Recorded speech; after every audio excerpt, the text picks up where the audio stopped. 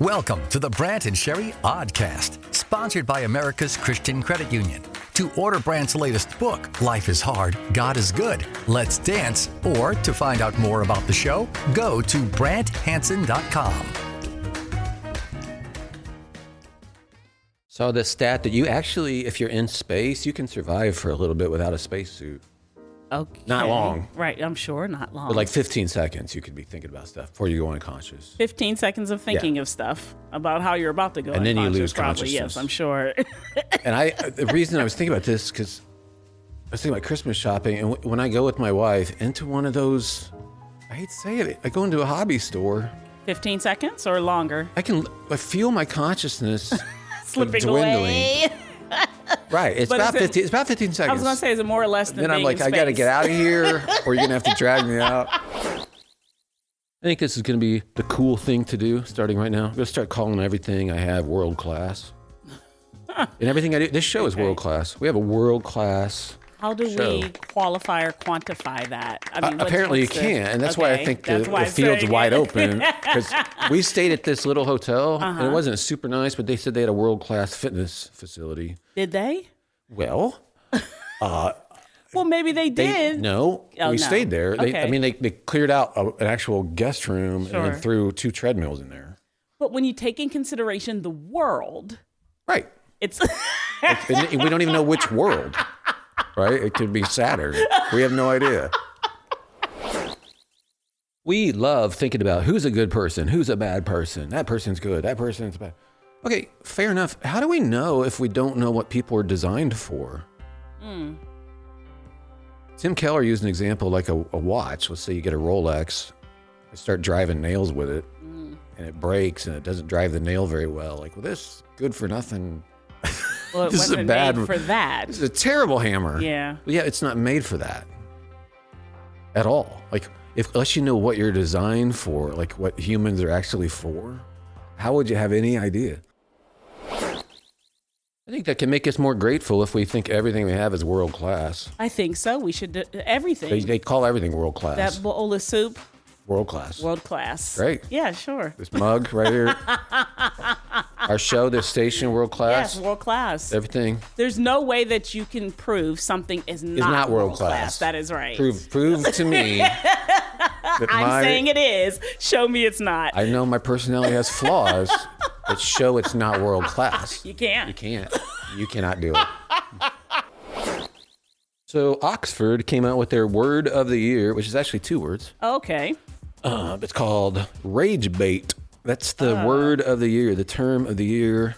It's online content designed to provoke anger or outrage, often to boost engagement on social media. Look, it's a fine term. Sure. It does boost engagement. Yes, it does. They have proven this. It's like 12 times more effective. If you want to get a following, what you do is go off and you bang away at the same issue over and over and over, and you'll get other people to do it. If you are seasoned with grace, do not expect virality. That's a good point.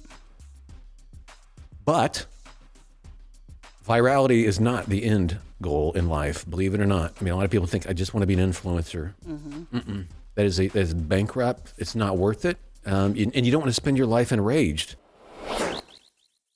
It is such a big deal, but it's hard to know if you're greedy. Most people would not say they're greedy. That's true.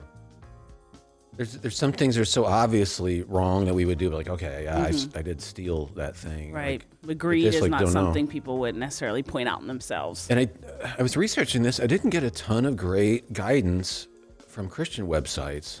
On how to identify it in yourself? Yeah, honestly. Not what I thought was great. Okay. I saw it was on another website.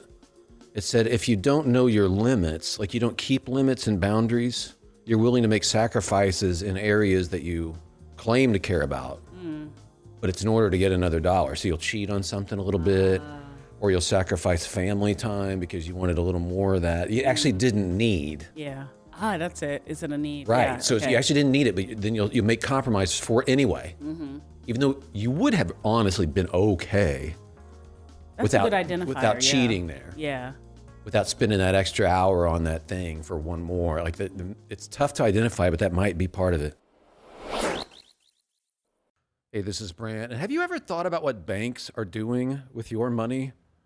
Honestly, I hadn't thought much about it until somebody pointed it out. Your money's not just sitting there. They use it to do stuff they want to do, whatever it is they want to do. And this is why I'm actually excited to put my money to work at something called America's Christian Credit Union. You can get all the conveniences of your bank, like loans, saving, checking, debit cards, all that. But America's Christian Credit Union is a nonprofit that puts our money to use for good stuff. Stuff I like. You might say, what kind of stuff? I'll tell you, they helped fund more than 2,000 adoptions so far. They work with more than 1,200 ministries. They help churches and schools with loans. They support centers for women in crisis. I like that, and I think you will too. Been really happy with them. So talk to them. Even if you need a car loan or something, they're great to work with, and they do all this stuff. America's Christian Credit Union. They have a special deal going too. If you go to americaschristiancu.com/Brant. Again, americaschristiancu.com/BRANT. Do people talk about Enneagram anymore? I don't hear it as much as... What is that? I haven't heard it much either, but I think it's just probably whoever you're hanging out with. Okay, that's probably true. I remember that for my Enneagram that like gluttony, which I would also consider part of greed, and I think avarice, all of those things was a big part of what they said was my personality. And it was actually a big it was a light bulb that went off so that I would start asking myself why more of that? Why, you know what I mean? Like, why that? Do you have enough? It really went to the idea of contentment for me. Yeah, it's not just money. No. So for people that pat themselves on the back, like, I'm not greedy. I just, I use it for travel but you can make travel a greedy thing. Like you have to have all the experiences. Yeah. I have to hitchhike through Tibet and then Mogadishu. Right. Yeah. Why? Now that has been question of why. Now that I hadn't thought about. Like I have to tip the cap to you on that one. If you're doing that it's the same. If I'm just cataloging experiences, or collecting people, or collecting, whatever. Just a lot of just. Why? That's what I had to ask myself. Why? Why there? Why now? Why this time? Why again? Why? Just once I had that question, it helped me in my journey of contentment. So just to add something, I was kind of waiting for the Enneagram to flame out a little bit. I think it had some good, like, I don't want to start the big hubbub about it, but I think it had some good stuff to it. And, but other people are like, no, it doesn't. Okay, fine. Yeah. It was helpful for me. Right. Yeah.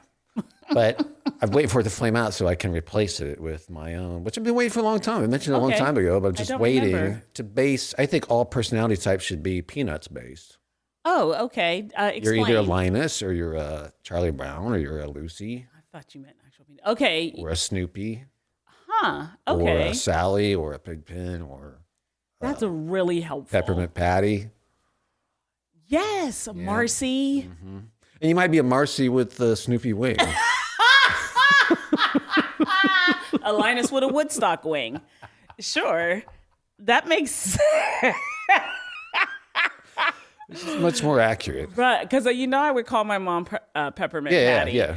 Only because Nana has a Marcy personality, her sister. Yeah. And so it was always like Nana was just following wherever my mom said go. It's a good pairing. You can see why those personalities Yes, that's right. Actually. Yeah, because Nana's just going to ride in the car next to her, and we're just going to go all these places that you say go, and I don't want to go anywhere other than where you're going anyway. I'm a Linus with the Charlie Brown wing, I would say. Wing. You Charlie think Brown. you're a Linus? Oh, absolutely. Oh, my goodness. What do you think? Well, I thought you said you were a Charlie Brown. I have a Charlie Brown wing. Wing, okay. But Linus. Absolutely. Describe that. Like, tell me what that means. Coming alongside, like, excited to tell. He's always telling Charlie Brown about something he just read. You know, like Aristotle once said. Blanky? Or he read this. Yeah. Okay, I don't have a blankie, but you don't have to take everything literally. If I was Charlie Brown, it doesn't mean I have a jagged yellow shirt. But there's something to Linus's personality to have the blankie, is what I'm saying. I think my wife Carolyn has a Sally vibe. If you have to pick one, and she actually has a crush on Linus. Okay, well there you go. What was Sally? What did Sally? It's Charlie Brown's little sister. I know, but what was her? How would you define that personality? Just sweet, genuine, earnest.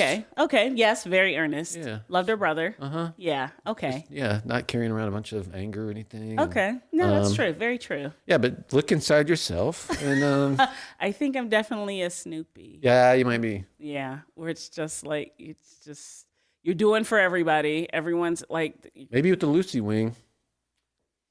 no, Lucy's Yep. mean-spirited. Yep. See, that's just like the Enneagram. They said you pick the one that kind of bugs you too. Yeah, but I don't think I'm mean-spirited. I could see. No, she's not mean-spirited. But no, you're not. No, Lucy is mean-spirited. But she's also entrepreneurial.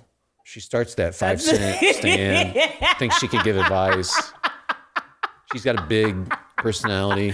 And she doesn't mind telling people Right, you do what this, she you do thinks that. and you and this Right. and that. I think I'd give myself more Snoopy and then possibly Peppermint Patty. Yeah. You know what I Yeah, mean? yeah. Yeah, I think that's a little better. Maybe I have a Schroeder wing. Yeah. Yeah. Yeah.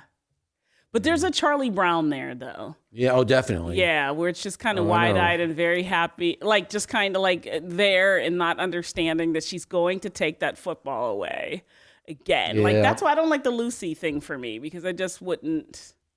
No, you wouldn't. That's No. I just there's some mean-spiritedness there that I don't. Yeah. Like. I see what you're saying. Yeah, but I can handle the Peppermint Patty thing, just that kind of take charge. This is how. What was your little friend's name?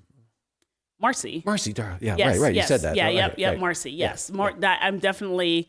That's why I said my mom is a Peppermint Patty, and so that's why I can see it in myself. Where it's, we're going over here. Now we're going over there. Now we're doing this. Now we're doing that. And Marcy is just really happy to ride sidecar, which is my aunt. Totally.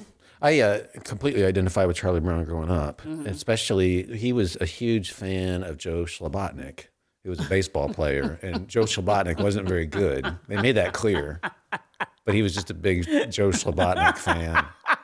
It's like a second baseman for somebody.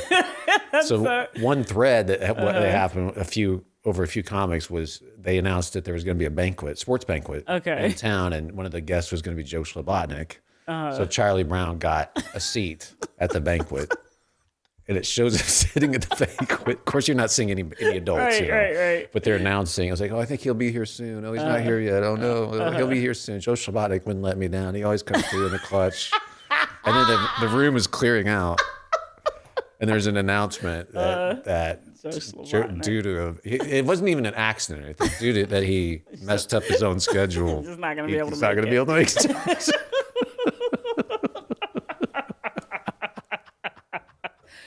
Oh boy, I think I want to make you a Charlie Brown with the Linus wing. Maybe. That's just there's just such a sweet innocence and just an openness to it's all okay. Well, there's a sense of doom. Yeah, there is. Just that when he flies a kite, I mean, it instantly is in a tree. Instantly. And I definitely identify with that. Yeah. Oh boy, yeah. Boy, All right, guys, go ahead and analyze and get back to us. Please be introspective. Please be honest with yourself. Maybe take some time. Don't some quiet. Please. So some reflect. solitude. Take some solitude with this. Lord, show me who I am. Show me. Reveal unto me. Unto me. Yes. Am I? Is it Pigpen? Because. The Brant and Sherry Oddcast, sponsored by America's Christian Credit Union. To find out more about the show, go to BrantHansen.com.